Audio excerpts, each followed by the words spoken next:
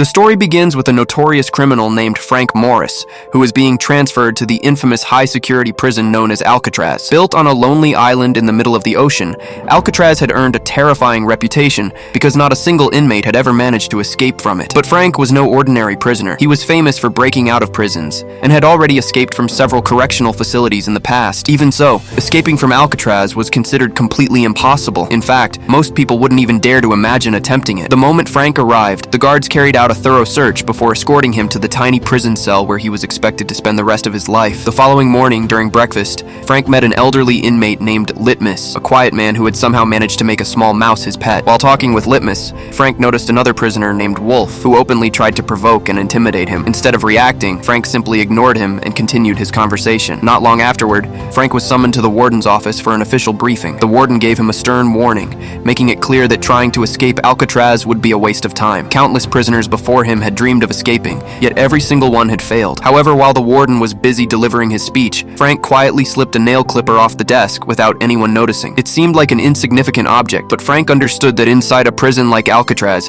even the smallest tool could become incredibly valuable. As soon as he returned to his cell, he carefully hid the nail clipper inside his Bible. A little later, during the inmates' communal shower, Wolf approached Frank once again and started harassing him. This time, though, Frank wasn't willing to let it slide. He grabbed Wolf and beat him badly, earning instant respect throughout the prison. From that day forward, the other inmates thought twice before picking a fight with him. As the weeks passed, the prison library slowly became Frank's favorite place. There, he met the prison librarian, a prisoner known as English. Like Frank, English had been sentenced to life in Alcatraz. Having completely abandoned any hope of ever leaving the island, he had buried himself in books. The two men quickly discovered they shared a passion for history, and before long, a genuine friendship began to grow between them. Around the same time, Frank also met an inmate named Doc, an exceptionally talented artist who spent nearly all of his free time painting. Doc believed that anyone could lose their sanity inside a prison as harsh as Alcatraz, but he felt that painting had kept his mind alive and given him a reason to keep going. That same evening, one of the guards informed Frank about an opening in the prison's carpentry workshop. The position even came with a small wage of 15 cents an hour, making it one of the better jobs available inside the prison. But Frank's troubles were only beginning. One day, while the prisoners were outside their cells, Wolf returned once again. This time he wasn't alone with his anger. He had armed himself with a homemade weapon and clearly intended to attack Frank. Fortunately, Doc noticed what was about to happen and warned Frank just in time. Using his jacket to block the assault, Frank fought back, and a brutal fight broke out between the two inmates. When the guards rushed in to stop them, Wolf even attacked one of the officers. As punishment, both Frank and Wolf were sent to D-Block's solitary confinement. Solitary confinement was every prisoner's worst nightmare. Each inmate was locked away alone in a tiny cage-like cell with almost no human contact. It was a place nobody wanted to end up,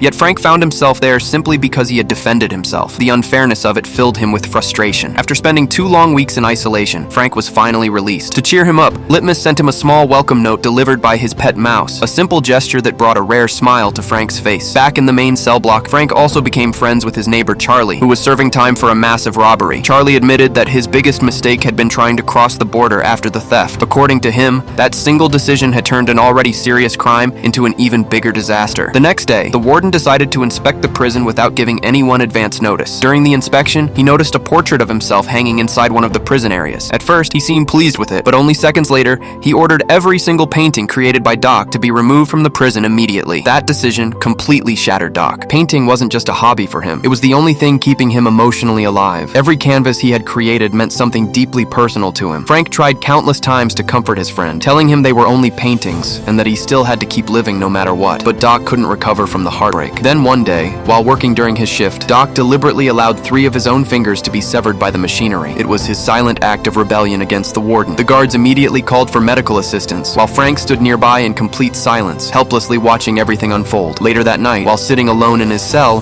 Frank noticed a cockroach crawling out from the air vent. Seeing that tiny insect sparked an idea. If a cockroach could travel through the vent, perhaps it connected to a larger passage leading somewhere beyond the cell. Not long after, English quietly revealed the real reason the warden had ordered Doc's paintings removed. It wasn't because the artwork was inappropriate, it was because the warden simply didn't like the way Doc had painted his portrait. During another meal, Frank met 2 brothers named John and Clarence, who recognized him from a previous prison. As they talked, the conversation eventually turned to Alcatraz itself. They explained that escaping was impossible because the prison was completely surrounded by freezing ocean water. In their minds, every inmate would spend the rest of their life trapped on that island. But instead of discouraging Frank, their words planted the seed of a dangerous new idea. He wanted to make history. He wanted to become the first man ever to escape from Alcatraz. That very night, Frank pulled out the the nail clipper he had stolen from the warden's office and quietly began scraping away the cement surrounding the ventilation grill inside his cell. Whenever he heard the sound of guards approaching, he would quickly hide the nail clipper back inside his Bible and pretend to be reading it as if nothing had happened. To make sure no one grew suspicious, Frank carefully hid every trace of his work whenever the guards came by. As the days turned into weeks, his patience finally began to pay off. Bit by bit, the cement around the ventilation grill started weakening, bringing him one step closer to freedom. Meanwhile, during visiting hours, English and Charlie met with their families. English found it incredibly difficult to speak with his daughter because she had grown up almost entirely without him. Seeing how much of her childhood he had missed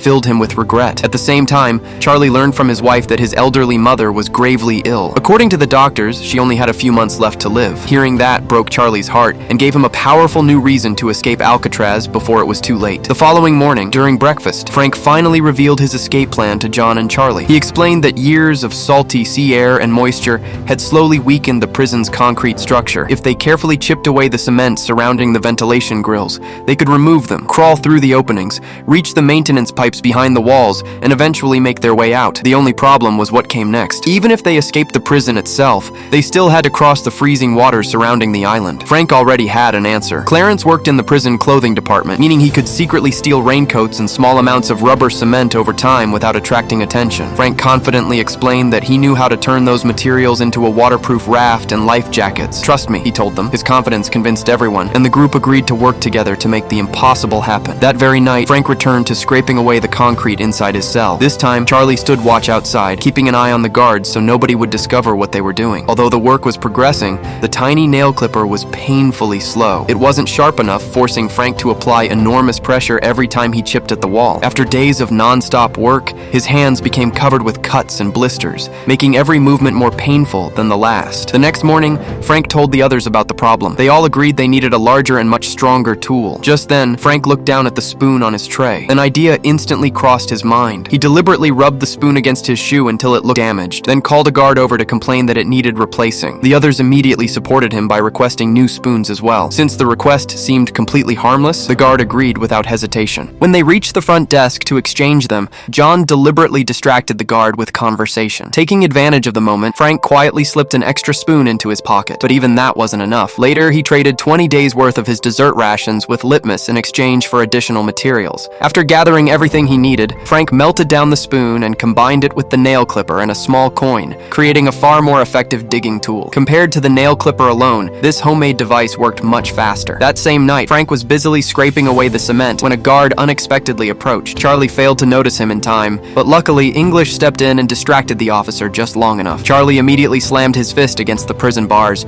warning Frank of the danger. The signal came just in time. Frank quickly hid every tool before the guard reached his cell. They escaped suspicion once again, but Frank now realized something important. He couldn't rely entirely on Charlie during critical moments. Over the next few days, Frank discovered that the ventilation grill wasn't simply held in place by cement. It was also secured with screws, meaning they needed another specialized tool to remove it. Whenever Frank had the chance to leave his cell, he secretly scattered the loose concrete dust outside so nobody would notice it piling up inside. While working in the prison carpentry shop, Frank quietly crafted another small metal tool. The difficult part wasn't making it was getting it past the prison's metal detector. To fool the guards, he picked up an old rusted piece of scrap metal and carried it openly in his hand. As expected, the detector sounded the alarm. Frank casually handed the rusty metal to the guard, as if that were the cause, while the real tool remained hidden inside his shoe. The trick worked perfectly. Back in his cell, Frank used the new tool to unscrew and remove the ventilation grill. Behind it lay a maze of narrow maintenance pipes stretching deep into the prison. For the first time, freedom felt truly possible. Still, Frank knew they would need an even smarter plan if they wanted to fool the guards long enough to escape. That's when they came up with the idea of creating fake heads. He mixed shredded newspaper with the concrete dust he had removed from the wall, creating realistic papier-mâché skulls. After painting them and attaching real hair, they looked convincing enough to fool anyone checking the cells at night. To strengthen the deception even further, Charlie built fake ventilation grills identical to the originals. On the night of the escape, they planned to place these fake grills over the openings so the guards wouldn't immediately realize anything was missing. One evening, Frank decided to test the route by himself. After placing the fake head on his bed and covering the opening with the fake grill, he crawled into the ventilation shaft. Climbing through the narrow pipes, he eventually reached the upper maintenance area. There he found a massive steel door. Unfortunately, it was impossible to reach properly without help. At almost the exact same moment, a guard began making his nightly inspection. When he reached Frank's cell, he paused for a second, feeling that something looked slightly unusual. Fortunately, the disguise worked. The guard moved on without discovering anything. Although they had escaped another close call, everyone realized their plan still needed a few adjustments. The following morning, Frank and Charlie discussed everything that had happened the previous night. By then, John and Clarence had also finished making their own fake heads, and the group agreed to continue with the escape as planned. That night, John and Charlie climbed back up to the steel door. Working together, they finally managed to reach it. After examining it closely, they realized the door could actually be cut open, but only if they had a much stronger tool. The very next day, during music class, Charlie noticed an old electric fan sitting in the room. The moment he saw it, another idea struck him. He believed its motor could be turned into the perfect cutting tool. Once again, he traded away all of his dessert rations to Litmus in exchange for help obtaining it. To smuggle the fan out unnoticed, Charlie hid it inside an instrument case. The plan worked flawlessly. As soon as the fan reached Frank, he immediately transformed it into a powerful homemade cutting device. Later that night, the group returned to the steel door. This time, their new tool sliced through the metal. The noise echoed loudly through the maintenance area, and even some guards heard it, but assuming it was nothing unusual inside the old prison building, they ignored it completely. Their escape route was finally complete. After months of preparation, Frank and his partners decided that Tuesday night would be the night they would attempt the impossible, escaping from the world's most secure prison. On Tuesday morning, during breakfast, Frank quietly placed a flower on the dining table in memory of Doc. The warden noticed it immediately. Reminding everyone about the prison's strict rules, he coldly crushed the flower beneath his foot. The sight filled Litmus with rage. He stepped forward, ready to confront the warden, but before he could reach him, he suddenly suffered a heart attack and collapsed to the floor. A short while later, the warden unexpectedly searched Frank's cell. Despite inspecting everything carefully, he found nothing suspicious. Frustrated by the failed search, he angrily ordered Frank and Charlie to switch cells. At the same time, Wolf had finally been released from solitary confinement and was determined to attack Frank once again. But just as he moved in, English stepped between them and stopped him. That night, Frank, John, Clarence, and Charlie were supposed to meet inside the maintenance pipes and begin their escape. At the last moment, however, Charlie lost his nerve. Overwhelmed by fear, he decided not to go. The other three refused to turn back. As Frank, John, and Clarence continued with the plan, Charlie could only watch his chance at freedom slipping away. The three escapees climbed through the pipes, past the steel door they had cut open, and eventually reached the prison roof, where they carefully avoided the sweeping searchlights. Realizing what he had done, Charlie finally changed his mind. He raced through the ventilation system as fast as he could, desperate to catch up. But when he reached the steel door, he discovered the terrible truth. Without the others there to help him across, he couldn't make it through alone. His fear had cost him his only chance at freedom. Meanwhile, Frank, John, and Clarence successfully avoided every searchlight and reached the prison's outer wall. After making sure the area was clear, they quietly climbed over it and finally stepped outside Alcatraz. But the hardest part was still ahead. Crossing a nearby road, they reached the shoreline. Everyone already knew their role. Working quickly and silently, they began inflating the homemade raft. Blowing it up by mouth was exhausting, but with their lives depending on it, none of them stopped until it was ready. Moments later, they pushed away from the island and disappeared into the dark waters, leaving Alcatraz behind forever. The following morning, the guards began their usual inspection. At first, everything appeared perfectly normal. Then they noticed Frank was still lying in bed. A guard walked over and pulled back the blanket covering his face. The moment he did, he froze in shock. Lying in the bed wasn't Frank at all. It was the incredibly realistic fake head they had created. Within minutes, the entire prison erupted into chaos. The escape alarm echoed throughout Alcatraz, and officers quickly discovered that 2 more prisoners had vanished as well. An enormous manhunt began immediately. Boats searched the surrounding waters while helicopters scanned the coastline from above. Despite the massive operation, there was no sign of Frank, John, or Clarence. Many investigators believed the 3 men had drowned in the freezing ocean. Deep down, however, the warden knew better. He knew they had done the impossible. Someone had finally escaped from the prison that was supposed to be completely escape-proof, but admitting that truth would destroy Alcatraz's reputation. To protect the prison's image, the authorities officially declared all 3 escapees dead. Very few people actually believed that story. This is based on a true story. Afterward, Frank Morris became known around the world as the genius who defeated Alcatraz. A secret search continued for nearly an entire year, yet not a single body was ever found. And for many people, that could only mean one thing: they had actually made it out alive. If you enjoyed this movie explanation, don't forget to leave a like and subscribe to the channel.